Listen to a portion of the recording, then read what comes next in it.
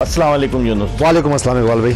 यूनुस क्या हो गया, किसकी नज़र लग गई मुल्तान सुल्तान को? है नहीं, सच कुछ ऐसा नज़र तो नहीं लगी, लेकिन जब आप बेसिक्स पे नहीं रहते हो, अगर आप पहले बैटिंग कर रहे हो, आपका स्ट्राइक रेट अच्छा होना चाहिए। उसके बाद अगर आप जैसे आज खुद ही टॉस जीते हैं बैटिंग की, तो कहीं ना कहीं पार्टनरशिप्स होनी चाहिए। अगर आपकी 30-40 की रन की पार्टनरशिप और आप उसको बिग पार्टनरशिप में कन्वर्ट ना करो, तो यही एग्जैक्टली होता है। मेरे ख्याल से पिच में कोई ऐसा कुछ खास नहीं था, लेकिन अगर मैं उनके आउट्स देखूं मुल्तान सुल्तान के, तो सॉफ्ट डिसमिसल्स हैं उनकी तरफ से।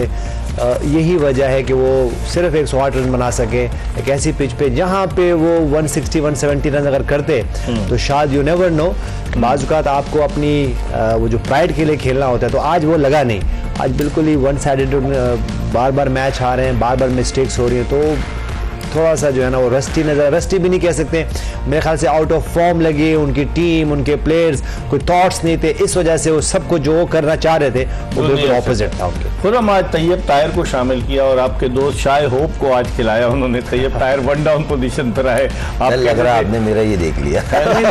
मैंने तो इधर इसमें स्कोर कार्ड पे मैं नजर डाल रहा हूँ कि शाय होप जो थे वो चौथे नंबर पर बैटिंग करने के लिए आए, Tayyab Tahir one down position पर बैटिंग करने आए। और अब जिस तरह से बाबर आजम वन डाउन पर आए, तो इसका मतलब उन्होंने ज़हनी तौर पर अपने आप को तैयार कर लिया है कि एज एन ओपनर तो उनकी जगह नहीं बन पाएगी, तो अगर वो वन डाउन ट्राई करें तो ज़्यादा बेहतर है। पहले तो आप बात करें तैयब ताहिर और शाय होप की। और देखें, तैयब ताहिर के पास बड़ा अच्छा प्लेटफॉर्म था और काफ़ी क्वेश्चन मार्क हैं इनकी परफॉर्मेंस को लेके, इनकी सिलेक्शन को लेके। आज बड़ा प्लेटफॉर्म था, आप यहाँ पे उन सबको गलत साबित करते। अच्छी बैट पे बॉल आ रही थी, ओवर्स भी बहुत सारे मिल गए थे, मगर आपने एक थोड़ी सी बोलते ना रिलैक्स, जबकि बॉल मिल गई थी उससे पिक किया और हाफ पिक किया बॉल को, और वो बड़ी प्रॉपर बाउंड्री थी, तो वो डीप स्क्वायर लेफ्ट पे कैच हो गया। ये ऑन साइड पे ज्यादा नहीं खेलते, मैंने इनके ऑफ साइड के स्ट्रोक्स कम देखे। अगर आप देखें क्रॉस बैट ज्यादा देखें, T20 में जो ज्यादातर रेंज ऑफ हिट होती है वो towards mid off to square leg between होती है बैट्समैन की, पावर हिटिंग, टाइमिंग हिटिंग, जो भी कह लें। और फिर उसकी बात कर लेते हैं हम शाय होप की। शाय होप की किस्मत की देवी भी मेहरबान के उनको खिलाया, फिर एक कैच ड्रॉप हुआ 7 रन पे।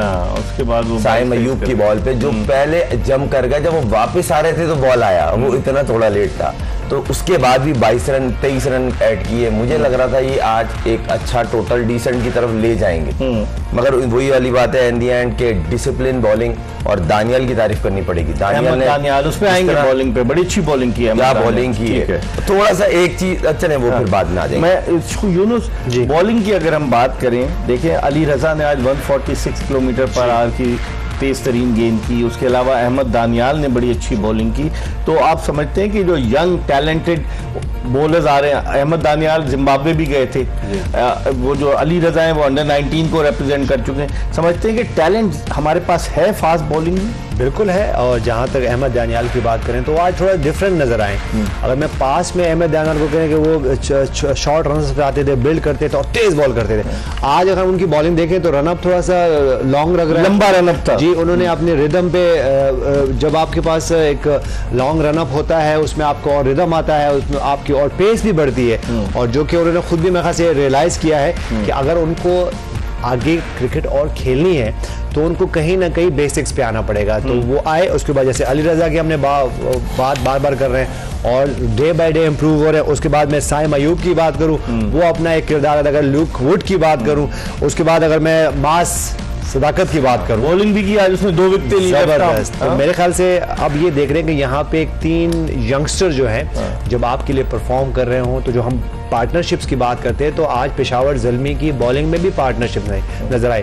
लुक वुड का एक एज ए सीनियर प्लेयर, उन्होंने आके ब्रेक थ्रूज देना, और उसके बाद जिस तरह यंग बॉलर्स ने आके डिलीवर किया है, मेरे ख्याल से अच्छा साइन है। आई होप के पेशावर ज़ल्मी अपने बाकी मैचेस भी जीते, तो क्या ही मजा है, क्या ही मजा है। और बाहर हो जाएगी, नहीं अब टफ होना है, क्योंकि अब नेक टू नेक, अब जो आखिरी के जो मैचेस होने वाले हैं वो बड़े क्रूशियल है। अब आपके पास गलती की गुंजाइश नहीं। लाहौर कलंदर्स का एक मैच रह गया, उन्हें हर कीमत पे जीतना है, वो जीतना भी है, और कोशिश वो ये जरूर करेंगे कि वो बेहतर नेट रन रेट को बढ़ाएं और बेहतर तरीके से जीतें। सही।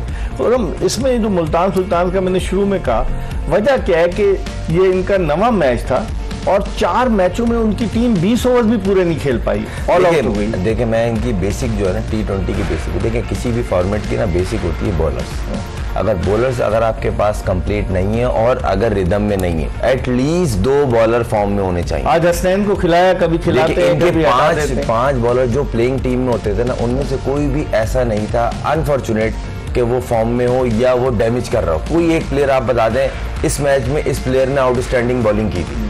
T20 स्पेशली बॉलर जितवाते हैं। आप 100 रन करें, आपके बॉलर अच्छे हैं, वो 100 रन पे जितवाते हैं। आप 250 करें, इन्होंने किए, बॉलर ने चेस करवा दी। लेकिन बैटिंग कुछ करके तो देना, बॉलर कैसे जितवाए? मानता हूं बैटिंग 89 पे ऑल आउट हो जाए, 108 पे ऑल आउट हो जाए तो कहां से करेंगे? आपकी बात से मैं एग्री करता हूं, मगर हर मैच में 80 रन पे आउट नहीं हुए। आप उठा के देख नहीं, 89 पे low scoring, low scoring match भी हुए हैं, और जहां पे खास और लाहौर वाले स्क्वायर के ऊपर जिसने मैच खेला है वो स्ट्रगल करते हुए देखें, वहां भी इनके बॉलर फिट है। तो कहने का मकसद है इनकी बॉलिंग, एक तो जॉर्डन थोड़े से मुझे लग रहा है अब उनको रिलीज करना पड़ेगा। फिर बिली भी वो जिप मिसिंग था जो लास्ट ईयर कर रहे थे या उससे लास्ट ईयर कर रहे थे, क्योंकि लास्ट 3 साल से इनके आकिब जावेद को इन्होंने खिलाया मुसलसल। मुझे ऐसा लगा वो थोड़ा सा आखिर में उनके साथ कोई इंजरी का मसला था, कैंफर को बुला के लाए ये ना। तो इनकी अगर आप बेंच भी देखें ना तो इस तरह कोई खास सरप्राइज पैकेज नहीं रहा। जॉश लिटिल फास्ट बॉलर इनका, वो भी नहीं, उसने भी कुछ नहीं किया। मुझे बस ये कि थोड़ा सा लेट खिलाया, जिसको खिलाना चाहिए था कि अपने प्लेयर को बैक करना है, फैसल अकरम को, वो मुझे लगा थोड़ा सा लेट खिलाया। मुल्तान को चाहिए था इन्हें अर्ली डालते, जब उसामा को इन्होंने रेस्ट कराया था तो उसका खिलाना बनता था। नया लड़का है, टीम में जाने के लिए कोशिश कर रहा है, एक सरप्राइज पैकेज है, और सबसे बड़ी बात थोड़ा यूनिक है। सही, लोगों ने रीड नहीं किया, वह ज्यादा खेला नहीं है। सही है। तो शायद वो रिजवान की अभी इतनी प्लेइंग कंडीशन वाली गुड बुक में नहीं है, तो इसलिए उस पर चांस नहीं। लेकिन यूनुस, अगर पेशावर ज़ल्मी की हम बात करें तो देखें 4 खिलाड़ी ऐसे हैं कि जिनको कोई मैच अब तक नहीं खिलाया। एहसानुल्लाह फास्ट बॉलर फिट होने के बाद वापस आया। Mehran Mumtaz left arm spinner, उसको मेहरान मुमताज खेला है कोई मैच? ज़ल्मी मैं पेशावर ज़ल्मी की बात कर रहा हूँ, पेशावर ज़ल्मी की बात कर रहा हूँ, नहीं, मैं पेशावर ज़ल्मी की बात कर रहा हूँ। उसमें देखें, एक तो एहसानुल्लाह को लिया, इन्होंने नहीं खिलाया। मेहरान मुमताज नहीं खेला। नाहिद राना आया हुआ है बांग्लादेश का जो फास्ट बॉलर है, वो नहीं खेला।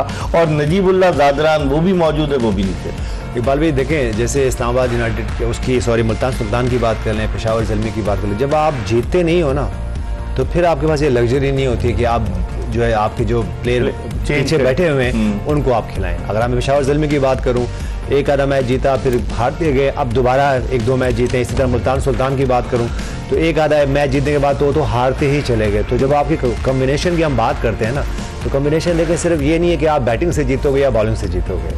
कुछ मैचेस आप बैटिंग से जीतते हो, कुछ आप बॉलिंग से। जो नॉर्मली हम क्रिकेट में हमने यही सुना है और होता भी ये कि आप हमेशा मैचेस जो हैं वो बॉलिंग से जीतते हो, लेकिन ये T20 है। कल एक मैच हुआ, वो अगर हम कराची किंग्स की बात करें तो वो मैच बॉलिंग ने जिताया, बैटर्स ने जिताया, बैटर ने जिताया।